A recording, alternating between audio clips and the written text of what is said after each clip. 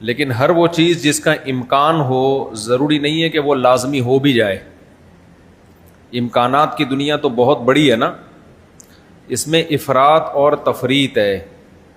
کچھ لوگ تو ایسے ہیں جو نظر کے وجود ہی کو نہیں مانتے, وہ کہتے ہیں نظر سرے سے لگتی ہی نہیں ہے.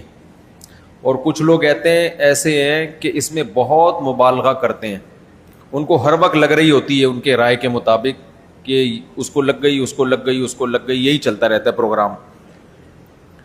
تو نہ اس میں وہمی بننے کی ضرورت ہے اور نہ نظر کا انکار کرنا جائز ہے ہمارے لیے.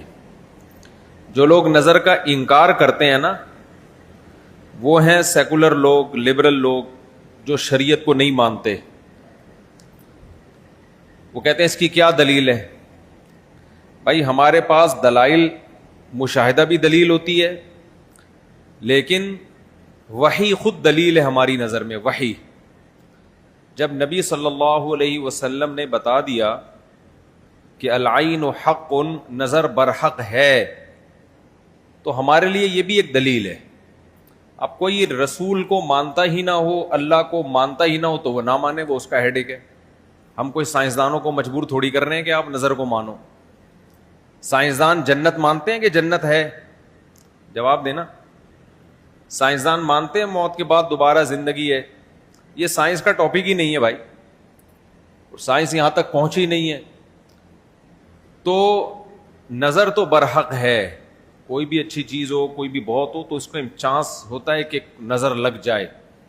نبی صلی اللہ علیہ وسلم نے فرمایا اگر کوئی چیز تقدیر پر غالب آ سکتی تو وہ نظر ہوتی, اور نظر اونٹ کو ہانڈی تک پہنچا دیتی ہے. اچھا والا اونٹ ہوتا ہے, نظر لگی گیا. آپ نے دیکھا ہوگا بڑے بڑے اونچے کٹھے بیل لوگ لے کر آتے ہیں بقرعید کے دنوں میں, بعض دفعہ نظر لگتی ہے دھڑام سے گر جاتے ہیں, بعض دفعہ ویسے ہی گر جاتے ہیں غربت مہنگائی سے متاثر ہو کے, لیکن بعض دفعہ نظر بھی لگتی ہے. تو ہمارے پاس جو نظر کے برحق ہونے کی دلیل ہے وہ رسول اللہ صلی اللہ علیہ وسلم کا قول. اسی وجہ سے یعقوب علیہ السلام نے جب اپنے بیٹوں کو مصر بھیجا تو خوب لمبے خوبصورت بیٹے تھے, تعداد میں بھی زیادہ تھے, تو ان سے کیا فرمایا؟ لا تدخلوا من باب واحد وادخلوا من ابواب متفرقہ. اے میرے بیٹو, ایک دروازے سے داخل نہ ہونا, متفرق دروازوں سے داخل ہونا. کیونکہ ایک ہی گیٹ سے جب جائیں گے نا, ایک باپ کے 11 بیٹے اتنے خوبصورت اور لمبے لمبے اور خوبصورت جوان, تو لوگ بولیں گے یار کیسا خوش قسمت باپ ہے جس کے 11 بیٹے ہیں. سمجھتے ہو کہ نہیں سمجھتے؟ آج کل تو فیملی پلاننگ نے نظر کا چانس ہی ختم کر دیا. 2 بچے ہوتے ہیں وہ بھی اچھے نہیں ہوتے. تو یہاں قرآن سے بھی ہمیں, حدیثوں سے بھی پتہ چلتا ہے کہ امکان ہے. لیکن ایک بات یاد رکھو, دنیا میں یہ بہت امپورٹنٹ بات ہے, کاش اس کو سمجھ جاؤ. یہ تجربوں کا نچوڑ ہے جو میں آپ کے سامنے پیش کر رہا ہوں. امکانات کی بیس پہ یقینی دعوے کرنا یہ تمام گمراہیوں کی بنیاد ہے. جادو کا بھی امکان ہوتا ہے, کسی پہ جادو ہو جائے, ہزاروں میں کسی ایک پہ, لیکن روحانی عامل کے پاس جب آپ جاؤ گے کہے گا آپ پہ بھی جادو, آپ پہ بھی جادو, آپ پہ بھی جادو, آپ پہ بھی جادو. جب آپ کرو گے نا کہ بھائی مجھ پہ جادو کیسے ہے, تو کہے گا کیا جادو برحق نہیں ہے؟ سمجھ میں آ رہی ہے بات؟ ڈاکٹر یہ بدماشی کبھی نہیں کرتا. آپ ڈاکٹر کے پاس جاؤ, آپ کے گردے میں پین ہو رہا ہے, وہ چیک کرے گا کہ گیس کا پین ہے یا پتھری کا پین ہے, کیونکہ ڈاکٹر اس کا علم ہے باقاعدہ. وہ کبھی یہ نہیں کہے گا کہ پتھری ہے بس تکا مار دیا. بھائی ڈاکٹر صاحب پتھری کا پین کیوں ہے؟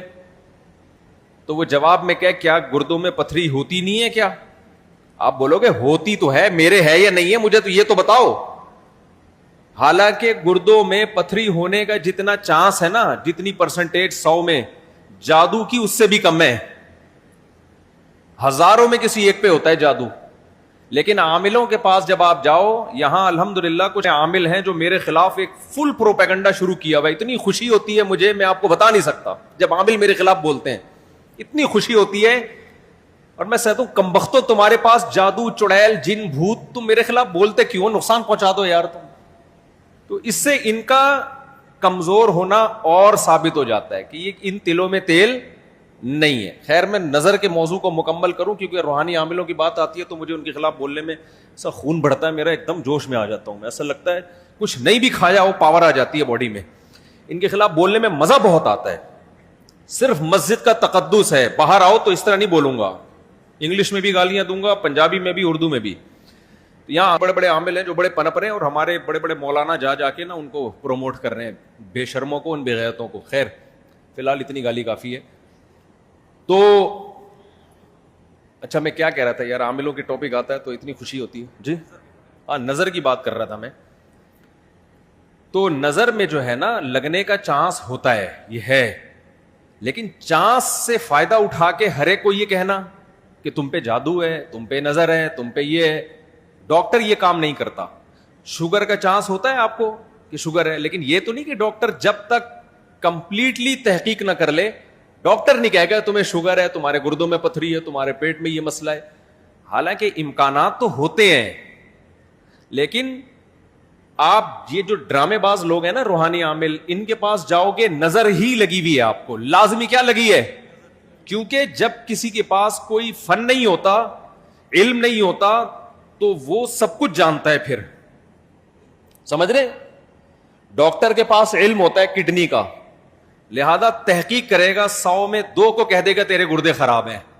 عاملوں کے پاس چونکہ جن چڑیل بھوت کا علم ہوتا ہی نہیں ہے, لہذا ہر ایک پر جن بھی ہے, چڑیل بھی ہے, اور بھوت بھی ہے, اور نظر بھی ہے, اور موکل بھی ہیں, اور ہمزاد بھی ہیں, اور پتہ نہیں کیا کیا ہے ڈرامے بازی. سمجھتے ہو؟ جب ان کو بولو کہ کیا دلیل ہے, تو بھائی امکانات کی دنیا میں امکان کہ فلانے پہ لگ گئی تھی, فلاں پہ لگ گئی تھی, تو خوب سمجھ لو امکانات کی بیس پہ یہ کہنا کہ ابھی دیکھو ایک مولانا صاحب کا کلپ آیا, انہوں نے کہا کہ نبی صلی اللہ علیہ وسلم نے فرمایا کہ ہر بیماری کی دوا اللہ نے رکھی ہے دنیا میں, یہ صحیح حدیث ہے. پھر انہوں نے ایک دوا بتائی کہ یہ شوگر کی بہترین دوا ہے. بھائی آپ ڈاکٹر ہو, آپ سائنٹسٹ ہو, کہہ رہے میں نے یہ کہیں سے نکالی ہے. ڈاکٹر کہہ رہے ہیں شوگر ایک اسٹیج پہ پہنچنے کے بعد لا علاج ہے, یہی کہتے ہیں نا ڈاکٹر. بھائی شوگر ایک اسٹیج پہ پہنچ جائے تو وہ کیا ہو جاتی ہے, اب ٹھیک نہیں ہو سکتی, کنٹرول کرنی پڑے گی, لبلبا ٹھیک نہیں ہوگا آپ کا. لیکن انہوں نے کہا کہ دیکھو ہر بیماری کی اللہ نے شفا پیدا کی ہے, تو یہ میڈیسن, یہ کوئی دیسی نسخہ ہے, یہ شوگر ٹھیک کر دے گا. اب دلیل کیا دے رہے ہیں؟ ہر بیماری کی اللہ نے دوا پیدا کی, یقیناً کی ہے, لیکن کیا وہ آپ کو معلوم ہے؟ کیا وہ دوا یہ ہے جو آپ پیش کر رہے ہیں؟ اس کی کیا دلیل ہے؟ بھائی بہت ساری دوائیں لوگوں کو معلوم نہیں ہے. تو اب یہ سمجھیں کہ 2 انتہائی میں جلدی سے کمپلیٹ کروں اس موضوع کو, کہ نظر لگنے کا چانس ہوتا ہے, لیکن یہ نہیں ہے کہ جو بھی کوئی اچھی چیز ہوگی, کچھ بھی ہو جائے, اس کو نظر ہی لگی ہے. تو یہ وہم کی دنیا سے باہر نکلنا چاہیے. جو سیکولر لبرل لوگ ہیں جو نظر کا بالکل انکار کرتے ہیں, وہ کہتے ہیں فلاں فلاں پہ کیوں نظر نہیں لگی, وہ اتنے ہینڈسم, اتنے خوبصورت لوگ ہیں, فلاں کی آواز اتنی اچھی, ان پہ نظر کیوں نہیں لگی. تو اب اصول سمجھیں, نظر لگنے کے لیے علماء نے قاعدہ ضابطہ بیان کیا ہے کہ جو چیزیں مشہور ہوتی ہیں نا ان کو اکثر نظر نہیں لگتی. نظر ہمیشہ اچھمبے کی چیز کو اچانک, جیسے میں لوگوں سے کہتا ہوں بھائی آپ انتہائی غریب تھے, سائیکل بھی نہیں تھی آپ کے پاس, اچانک آپ کے پاس بہت زیادہ پیسہ آ گیا, اور علاقہ بھی وہی ہے, رہتے اسی غریبوں کے محلے میں ہو, گندے نالے پہ رہتے ہو, سائیکل پہ تھے, اچانک لینڈ کروزر آ گئی آپ کے پاس. یہ جو اچانک والا کام ہوا ہے نا, اس میں نظر لگنے کا چانس ہوتا ہے. سمجھ میں آ رہی ہے بات؟ اب دیکھو یعقوب علیہ السلام کے بیٹے مصر میں ان کے ساتھ ہی رہتے تھے, مصر میں نہیں, شام میں ساتھ رہتے تھے. وہاں یعقوب علیہ السلام نے نظر سے بچنے کا یہ والا اہتمام ہمارے علم میں نہیں ہے کہ بچوں کو کہو دروازے سے الگ الگ جایا کرو, ایک ہی دروازے سے. لیکن جب مصر جا رہے ہیں نا, اجنبی جگہ ہے, وہ لوگ یعقوب علیہ السلام کے بیٹوں سے مانوس نہیں ہیں. وہاں یعقوب علیہ السلام نے کہا ایک نئی جگہ پہ جا رہے ہو, اچانک اتنے بیٹے جب لوگ دیکھیں گے نا خوبصورت, وہاں چانس ہے.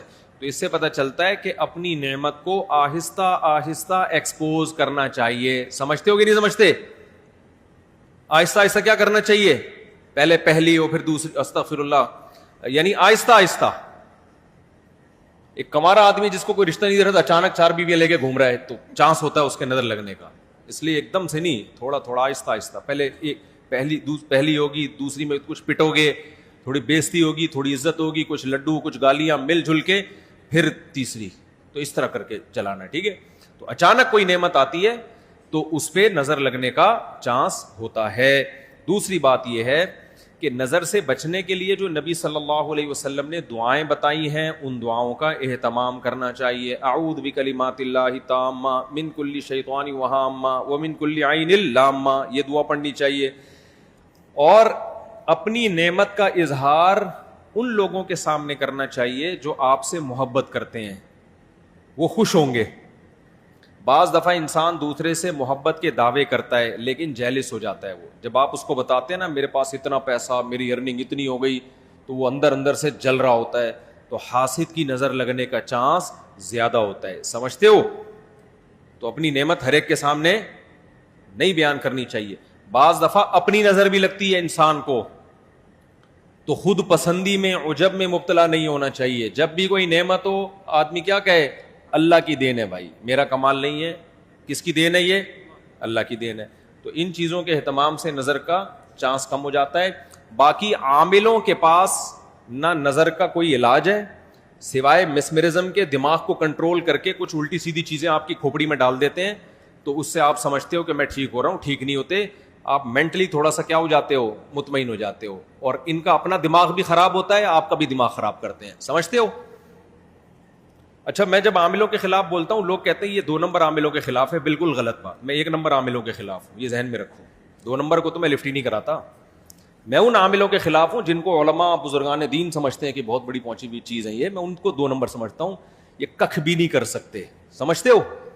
یہ کچھ بھی نہیں کر سکتے, چاہے امریکہ میں ہو, چاہے جاپان میں ہو, چاہے پاکستان میں ہو, چاہے کراچی میں ہو, چاہے پنجاب میں ہو, سب ایک جیسے ہیں. تو اس لیے اپنے آپ کو بچاؤ ان فضول لوگوں سے.